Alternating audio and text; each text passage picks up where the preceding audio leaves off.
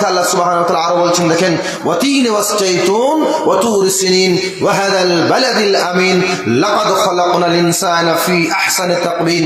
আল্লাহ সুবহানাহু ওয়া তাআলা বলছেন ওয়াতিন, তিনের কসম খেয়ে বলছেন, জাইতুনের কসম খেয়ে বলছেন, ডোমরের কসম খেয়ে বলছেন, তুর পাহাড়ের কসম খেয়ে বলছেন, মক্কা শহরের কসম খেয়ে বলছেন।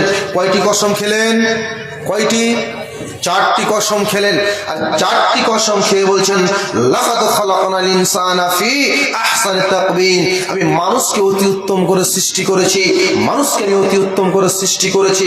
তারপরে বলছেন সুম্মা রাদাদনা, আল্লাহ বলছেন আমি মানুষটিকে একজন নিকৃষ্ট পশু এবং খারাপ ব্যক্তি, একবারে খারাপ নিরীহ পশুর চেয়ে তো খারাপ সৃষ্টি করলেন আল্লাহ। আপনাকে বলে দিলেন, তবে কেন বললেন যে আল্লাহ আপনাকে এত বড় জঘন্য জায়গায়, আল্লাহ এত সুন্দর করে আপনাকে, আল্লাহ বলছেন আপনাকে জঘন্য করে সৃষ্টি করা হয়েছে? কথা বুঝাচ্ছেন না? এবার আপনি চলুন, কেন বলা হলো?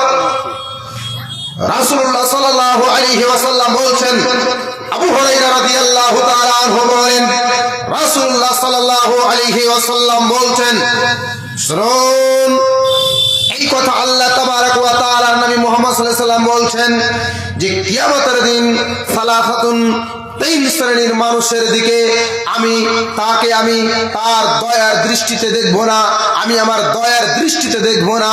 3 শ্রেণীর মানুষ। তাহলে এরা কারা? এরা কে?